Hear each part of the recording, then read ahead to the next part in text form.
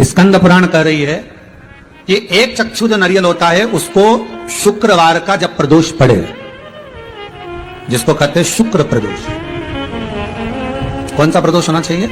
शुक्रवार का प्रदोष। तो शुक्रवार के प्रदोष वाले दिन उस नारियल को एक बेलपत्री के साथ में महाराज अंदर तिजोरी में या अलमारी में या आपकी जहां बरकत होती है, दुकान का जहां व्यापार व्यवसाय चलता है, अलमारी होती है या गुल्लक होती है या तिजोरी होती है या अलमारी होती है, उसमें उसको रख दिया जाता है। कब रखना है? शुक्रवार का प्रदोष के दिन। और शुक्र प्रदोष के दिन उसको रखने के बाद में दूसरा दिन अर्थात शुक्र प्रदोष के दिन रख दो और शनिवार के दिन उसको निकाल लो। और निकालने के बाद उसको पूरे घर में घुमाने के बाद में श्री गणेश जी के मंदिर में, जो भी तुम्हारे घर में, तुम्हारे गांव में, तुम्हारे नगर में जो गणेश जी का मंदिर हो, उस मंदिर में ले जाकर उसको रखी आइए। वहां से मात्र एक दुर्बा लेकर आइए, गणेश जी महाराज की चढ़ी हुई केवल एक दुर्बा। और उस दुर्बा को दरवाजे की देहली पर छुलाकर उस दुर्बा को अपनी अलमारी में, अपनी तिजोरी में उसी दिन रख दो जिस दिन लेकर आयो महाराज। कभी जिंदगी में लक्ष्मी की कमी नहीं आ सकती, पर होना चाहिए एक चक्षु नरियल। कभी संपदा की कमी नहीं आ सकती, कभी आपको नीचे की ओर नहीं जा सकते, आप उन्नति की सीढ़ी पर ही चढ़ो, अग्र नहीं बढ़ो, आगे ही बढ़ो। तो एक चक्षु नरियल तो जीवन का आनंद सुख। तो उसी तरह शंकर को पाना, शिव का स्मरण करना या शंकर का अनुमोदन करना।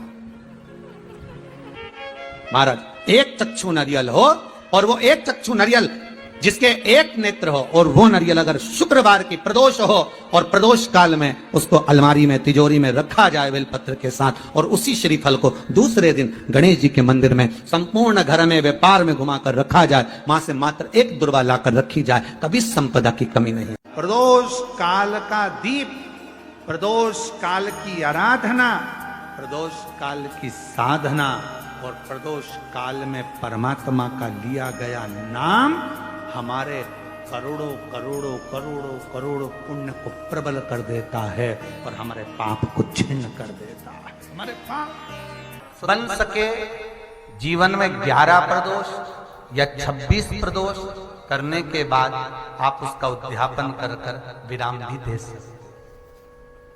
पर जीवन में एक बार प्रदोष का व्रत मौका मिले, जिस कामना से जिस दिन का भाव आपके मन में आए कि मुझे रोग से मुक्ति पाना है तो ये प्रदोष मुझे करना है, मैं रोग मुक्ति के लिए, हम जो भी आपके मन में आ रहा है, संतान प्राप्ति के लिए शनिचरी प्रदोष, आप उसका स्मरण करें।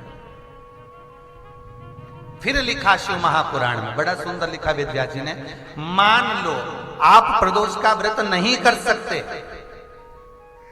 आप अगर व्रत नहीं कर सकते तो प्रदोष के दिन, प्रदोष काल में शाम का समय सूर्यास्त का कुछ पल, कुछ घड़ी के पहले से लेकर बाद तक का प्रदोष काल के अंतर्गत आप शंकर जी के मंदिर में जाकर 1 लोटा पानी, 5 बेलपत्र भी अगर समर्पित करते हैं तो संपूर्ण प्रदोष का फल आपके भाग्य में प्रबल हो जाए। शिव महापुराण में इसका आपके घर में छोटा सा शिवलिंग विराजमान, निवेदन है जहां पर भी शिवलिंग आपके घर में विराजमान है, अगर छोटी सी कटोरी में एक बेलपत्र को आप नीचे रखिए, छोटी सी कटोरी उस बेलपत्र के ऊपर रखकर उसमें थोड़ा सा मधु, शहद, शंकर भगवान की साक्षी में शिव जी के सामने अगर शुक्रवार की शुक्रवार रखना प्रारंभ कर दो, धीरे धीरे संपदा की वृद्धि अपने आप होना प्रारंभ हो। बेटा बेटी कहीं अप्लाई कर रहे हैं नौकरी के लिए या अन्य चीज के लिए, तो वो अगर बेलपत्री के मध्य पत्ती और ये 2 पत्ती है, इस पत्ती के बीच की जो जगह होती है वहां यदि पीला चंदन और 1 चावल का दाना लेकर हरीश्वर महादेव का नाम लेकर शंकर के शिवलिंग पर प्रदोष के दिन अगर चढ़ा देते हैं तो वो बेटा बेटी जिस एग्जाम को दे रहा होता है अच्छी मेहनत के साथ, लगन के साथ, तो निश्चित है वो उसमें सफलता पाता जरूर है। हरीश्वर महादेव शादी के हो गए, 40 वर्ष शादी के हो गए और औलाद है ही नहीं, डॉक्टर ने भी हाथ, तब आखिरी में एक काम चालू करो, प्रदोष का दिन दोनों पति पत्नी व्रत चालू कर दो प्रदोष का, और प्रदोष काल में शाम के समय जाकर एक ही दिए में 2 लंबी बाती जानते हो ना, रुई की लंबी कपास की बाती, दोनों बाती एक ही दिए में रखकर पति पत्नी दोनों उसको प्रज्वलित करना प्रारंभ करें, बाबा संतान देकर ही रहेगा, औलाद आएगी ही। 26 प्रदोष में से कोई भी प्रदोष का दिन हो और प्रदोष काल में आप अपने घर से जल और एक हाथ में घी का भरा हुआ दीप लेकर जिस दिन शंकर के मंदिर में जाते हो, शंकर को जल चढ़ाकर हाथ का स्पर्श जलाधारी पर कर कर शिव मंदिर में दीप प्रज्वलित कर देते हो, 26 प्रदोष का पुण्य फल उसी क्षण प्राप्त होगा। प्रदोष का दिन, प्रदोष काल का समय, भगवान शंकर प्रदोष के दिन प्रदोष काल में अपने भक्तों के घर पर नंदी के कान में जो बोल कर जाता है, शिवजी नंदी पर बैठकर उस भक्त के दरवाजे पर उसका कल्याण करने के लिए प्रदोष के दिन प्रदोष काल में पहुंचते हैं। हर हर प्रदोष के दिन प्रदोष काल में देवाधिदेव महादेव उस शंकर के भक्त के घर जाते हैं जो भगवान नंदीश्वर के कान में कहकर जाता, नंदी के कान में जिसने कहा।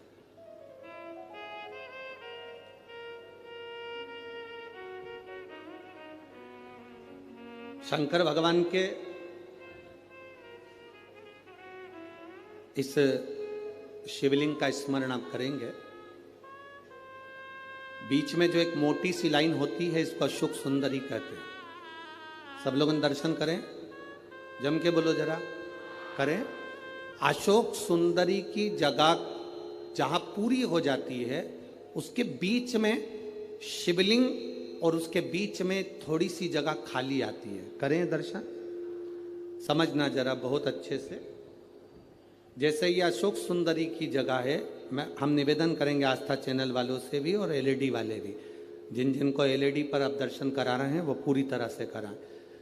गणेश जी का स्थान, षडानंद कार्तिकेय का स्थान, अशोक सुंदरी का स्थान बीच में। अशोक सुंदरी का जो स्थान पूरा हो जाता है वहां से लेकर शिवलिंग के बीच में खाली जगह आती है। करें दर्शन आप लोगों ने, खाली जगह आती है। उस खाली स्थान की जो महत्वता है, ये जो अशोक सुंदरी से लेकर बीच में जो जगह है, ये भगवान शंकर की जो धर्म पत्नी है माता पार्वती, उनकी जो योगनियां हैं 64 योगनी, उनकी जो शक्ति पीठें हैं, उनकी जो सिद्धता है, उनकी जो सिद्धियां हैं, ये अशोक सुंदरी से शंकर के शिवलिंग के बीच में जो खाली जगह होती है, इस स्थान पर 64 योगनियां, देवियां, अष्ट सिद्धियां, नवनिधियां सब इस स्थान पर रहती है। इसलिए हमारे यहाँ शिव महापुराण की कथा कहती है, पूर्ण पूजन के बाद अगर कोई नारी, कोई पुरुष, कोई बच्चा, कोई बुजुर्ग अपने मन की बात का स्मरण इस जगह पर हाथ को रखकर, जैसे किसी के हृदय पर हाथ रखते हैं तो दिल धड़कता हुआ स्मरण होता है, उसी तरह यहाँ स्पर्श करेंगे और स्पर्श कर कर जब अपने मन की बात कहते हैं तो देवाधिदेव महादेव नंदी के साथ आकर प्रदोष के दिन कार्य की सिद्धता पूर्ण करते हैं। उस स्थान की मूलता होती है, वो स्थान समझ में आएगी ना जगह। अरे बोलो तो जम के, नहीं समझ में आई हो तो एक बार फिर वापिस समझ लीजिए, फिर समझो वापिस। स्थान देखिएगा, अपने को भगवान की कृपा से यहाँ नागपुर में शंकर जी का शिवलिंग कोई ने कागज का बनाकर यहाँ जो भेजा, ये काम बाबा की कृपा से आप लोगों के स्मरण के लिए आया। देखिए जरा, गणेश जी का स्थान, कार्तिकेय जी का स्थान, बीच में ये आ गई अशोक सुंदरी की मोटी सी लाइन। अशोक सुंदरी की लाइन जहां खड़ी हो खत्म होती है, वहां से जो शिवलिंग रखा है इसके बीच की जो जगह है, ये जो बीच में अशोक सुंदरी के स्थान से लेकर शिवलिंग के स्थान के बीच में जो खाली जगह है, ये 64 योगनियां, अष्ट सिद्धियां, नवनिधियां, सब कुछ मेरे देवाधिदेव महादेव ने माता पार्वती को अपने चित्तवृत्ति के साथ यहां अनुमति प्रदान कर रखी है। वहां का स्पर्श, वहां का मात्र स्पर्श और हमारे दिल की बात, शंभो शरणे पड़ी मांगू घड़ी रे दुख काटो दया करी ने दर्शन, उस स्थान का स्पर्श हमें सुख देता, स्थान का स्पर्श। प्रयास करना, जब जब जिस जिस महीने में जो जो प्रदोष पड़ा करे, जब प्रदोष पड़े, बन सके 1 बेलपत्र, बन सके 5 बेलपत्र, शमी पत्र, हरे मुंह, हरा मुंह बेलपत्र, एक कलश के अंदर थोड़ा सा पानी लेकर 1 बेलपत्र, हरा मूंग, शमी पत्र डालकर और उसमें थोड़ा सा गुड़ डालकर भगवान शिव का स्मरण कर कर प्रदोष काल में, मान लो कोई काम आपका बहुत जरूरी है, बहुत दिनों से आप थक गए हैं, नहीं हो रहा, कर्जा बढ़ रहा है, धन नहीं आ रहा, व्यापार नहीं चढ़ रहा, या कोई समस्या बहुत प्रबल है, कोई एग्जाम में बैठ रहे हो, नहीं हो रहा, परीक्षा भी दे दी है, रिजल्ट आने ही वाला है, तो भी प्रदोष काल में, प्रदोष के समय वो जल, मूंग, समीपत्र और बेलपत्र और गुड़ का शंकर के शिवलिंग को समर्पित करना प्रारंभ कर दो। 2 या 3 प्रदोष करोगे, बाबा आपकी मनोकामना शीघ्र पूर्ण कर देगा। 2 या 3 करोगे, बाबा करेगा। एक निवेदन आप सबसे, ध्यान करिएगा, सब जगह भटक लिए, सारी दुनिया में जाकर बोलिया है, जगह जगह जाकर प्रार्थना कर ली, निवेदन कर लिया, तो भी तुम्हारा अगर कोई काम ना बने, तब एक काम जरूर करना, 1 बेलपत्र, 1 शमी पत्र, 1 कनेर का फूल देवाधिदेव महादेव को प्रत्येक प्रदोष के दिन शिवजी को जल चढ़ाकर समर्पित करना प्रारंभ कर दो। 2 या 3 प्रदोष निकलेगी, मेरा देवाधिदेव महादेव तुम्हारी झोली खुशियों से भर देगा, निश्चित। 1 बेलपत्र, 1 शमी पत्र और 1 कनेर का पुष्प भगवान शिव को प्रदोष की प्रदोष बाबा देवाधिदेव महादेव को जल चढ़ाकर देना प्रारंभ।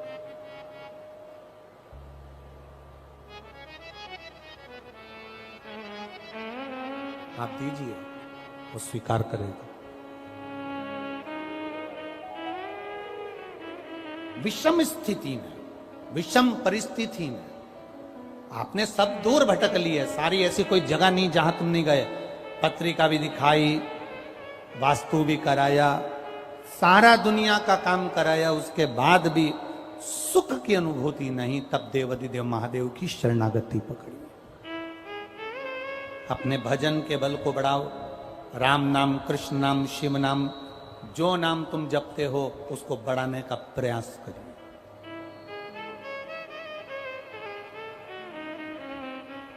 उस भजन के बल को बढ़ाने का प्रयास करिए। चंद्रदेव, अब तुम शिव के पास जाओ।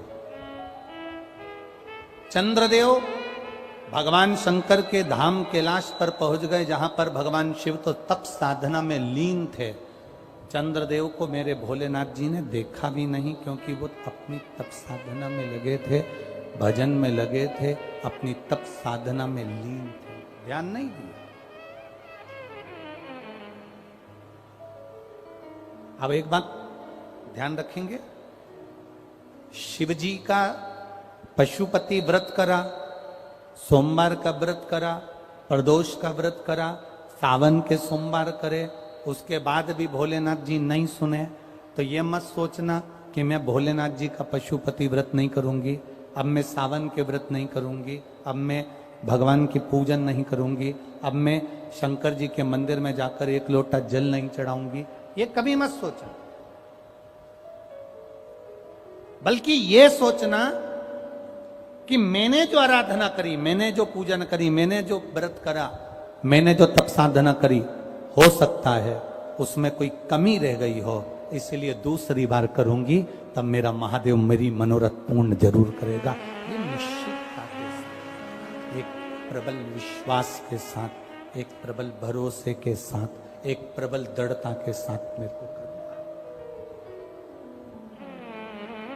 चंद्रदेव को देवादिदेव महादेव ने नहीं देखा,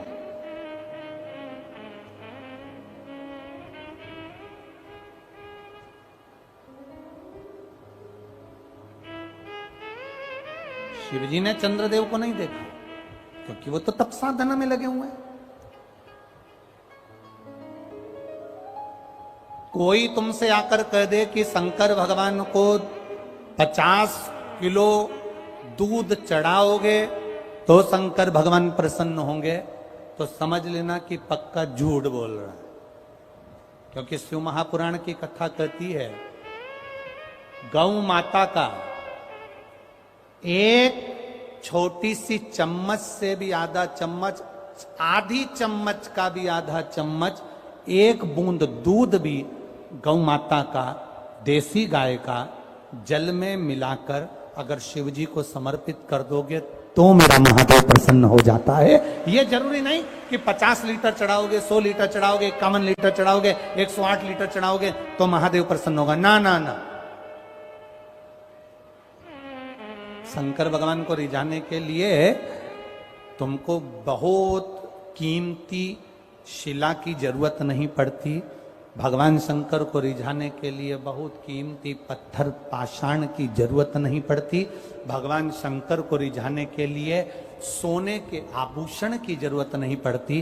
भगवान शंकर को रिझाने के लिए तो तुम किसी भी बगीचे की एक मुट्ठी मिट्टी को उठा लो, उसको उसन लो और उसका शिवलिंग बनाकर पूजन कर लो। मेरा महादेव 12 ज्योतिर्लिंग के बराबर स्वीकार कर लेता है। तो प्रदोष व्रत का नियम जो आप ले रहे हैं, प्रदोष व्रत को जो आप श्रवण कर रहे हैं, उसको जरा ध्यान से सुनिएगा। सबसे पहले स्नान ब्रह्म मुहूर्त का, सुबह का, उसके बाद में फिर आसन पर बैठकर भगवान की भक्ति को धारण करना, शंकर का अनुमोदन करना, शिव भक्ति में डूबे रहना, शंकर का स्मरण करना, शंकर के नाम का स्मरण करते रहना। ये प्रदोष का मूल तत्व। महाराज,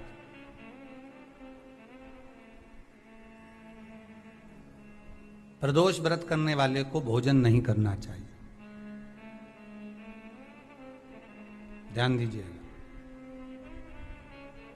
फलाहार करो, उसमें भी नमक का सेवन मत करो। प्रदोष व्रत में नमक का सेवन वर्जित होता है। कारण क्या कारण होता है?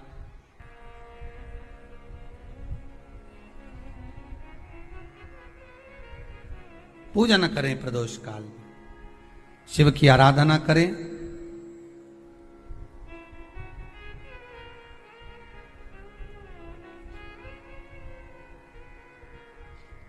आगे वर्णन आया।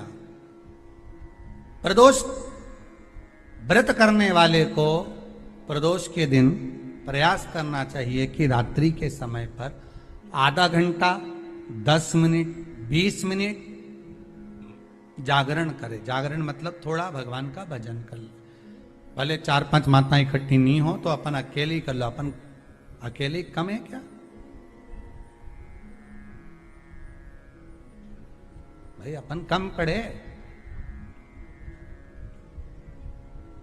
आराधना अकेले भी करो, जागरण करो।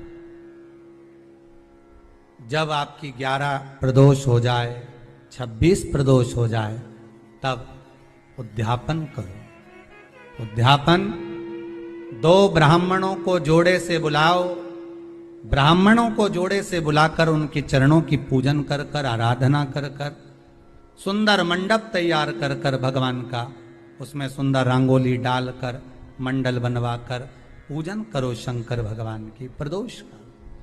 एक दिन पहले गणेश की आराधना करो, पूजन करो, और प्रदोष वाले दिन जो मंडल बनाए हैं पूजन अर्चना करने के लिए, जो स्थान दिया है, उसकी आराधना करो।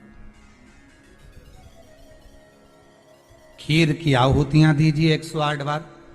जो ब्राह्मण आए उनके माध्यम से मंत्रों द्वारा पूजन कराकर खीर की आहुतियां दीजिए शिव नाम। महाराज फिर ब्राह्मणों को जोड़े से भोजन कराकर, चरणों को नमन कर कर, दक्षिणा प्रदान कर कर, निवेदन कर कर ब्राह्मणों से कहें, हे ब्राह्मण देवता, आप हमें आशीर्वाद प्रदान करें कि जिस प्रदोष का हमने व्रत किया है उस व्रत का पुण्य फल हमें प्राप्त हो। ऐसा ब्राह्मण चरण को नमन कर कर, प्रणाम कर कर उनसे अपने मस्तक पर अक्षत छुड़वाएं, फिर नमन कर कर, भोजन कराकर विदा करें। शाम को भगवान का जागरण करें। ऐसे प्रदोष व्रत का उद्यापन कर अपने जीवन को सार्थक बनाएं। ऐसा सुंदर प्रदोष व्रत का व्याख्यान वर्णन स्कंद पुराण में कर